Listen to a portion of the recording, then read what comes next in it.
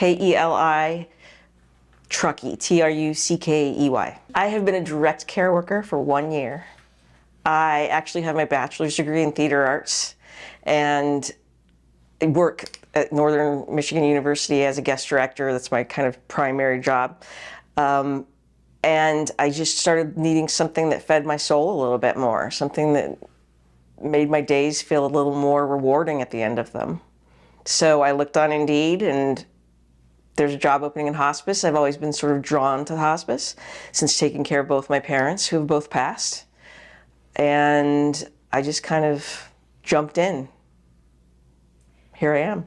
For me, it's direct care work, but specifically hospice-related direct care work. I find this moment in time in these families' lives, the impending loss of their loved one, and that transition in their lives, as well as that of their loved ones, to be a critical, really moving time. And I like being a part of that. I like being supportive to the surviving family members, as well as providing that comfort to the person who's transitioning. I just find it to be a remarkable moment in families' lives, and I like to be present for that. The passion in this work for me personally comes from that inner connection to people. I like being super real with people, and people are no more real than they are at this moment in their lives and this moment in the lives of their loved one who's passing. It is there are no games, there's no surface stuff that you have to wade through. Like, we're just boom, you come through the door, I meet you. We are both real because we're present in a moment in time where you have to be present, and I'm drawn to that. So yes, I'm passionate about that connection. It's all about connection for me. Hugging a family member right after they've said their last goodbyes to someone that they love. Their loved one has passed and you are their next connection to life.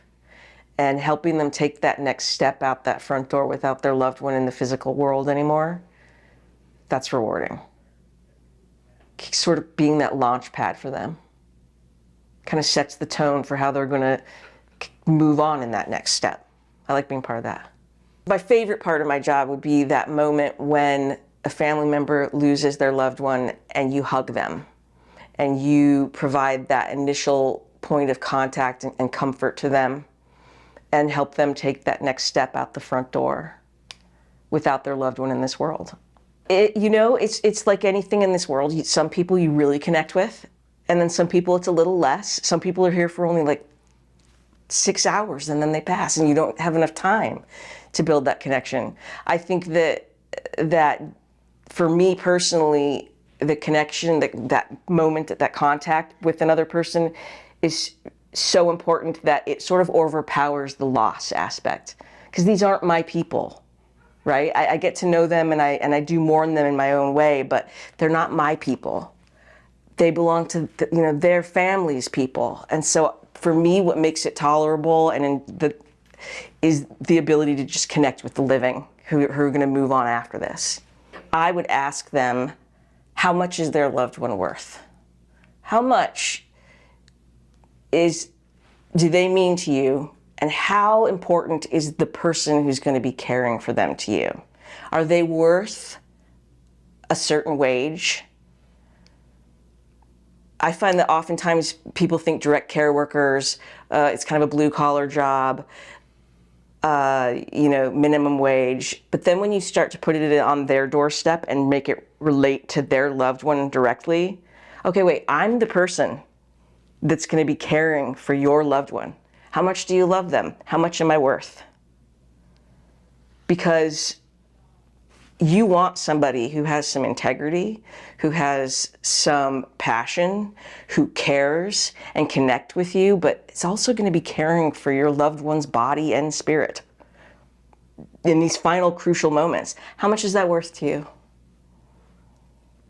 My message to legislators would come out in form of a question, which would be, how much does your loved one mean to you? And how much am I worth? Since I'll be their primary contact. I'll be the person who's helping feed them, bathe them, comfort them. How much do you think I'm worth? Because you want the best. You know, you want the best for your loved one, right? Even just, in this hierarchy, in this American capitalistic system that we live in where, you immediately judge someone based on what they do.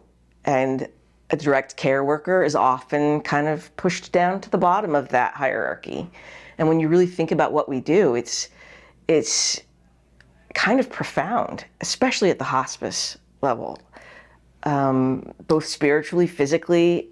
Yeah, I'm doing all the grunt work, the cleanup stuff, but we're also really connecting with people in a spiritual way. And that really raises it above the level of just a blue collar worker, which is where I think a lot of people kind of keep us. It's hard, dirty work, and not everyone's built for it. Especially, now this is the only kind of work I'd want to do personally is in the hospice realm. But man, think about when you go to surgery, those people that, are coming in and taking care of things that you don't even think about, all part of your comfort or your experience. And if you want it to be quality and have a little care behind it, then there needs to be support for these first aid care aid workers. There's got to be some kind of, I guess if I had to describe a direct care worker, given my limited experience, since I've only been doing it for a year, I only do it in hospice setting. So I can't really talk to all these other points where the direct care worker comes in a million different shapes and sizes and forms, right? But in the realm of hospice, a direct care worker is literally the person who is preparing your loved one's food, serving it to them, cleaning up the dishes afterwards, doing their laundry, helping them get dressed in the morning, helping them bathe, helping them brush their teeth, putting their hearing aids in, helping them get outside to enjoy the sunshine for 10 minutes, getting them back into bed, helping them go to the toilet if they have difficulty getting there, helping wipe them after they go to the toilet. I mean, we literally become an extension of your loved one's body. We're an extra hand to your loved one. So that's how I would describe a direct care aid worker. We are a person's third hand. When I leave Trillium House at the end of the day, I always think back to my mom and dad, who I was able to be there for. I was with them in the end, and doing all the things that I do here as a care aide directly for my parents. And being present with them the moment that they passed gave me such comfort and such profound, just the connection with them continued in a way that because I was with them, I still feel them and carry them with me. That I can help do that for another individual with their loved one, help that connection continue, and help them know that their loved one's last days, they could be a family while I take care of all the grunt work.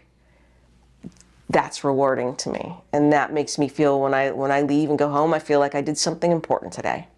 I touched a life today. And that's what I want to do. I want to touch people.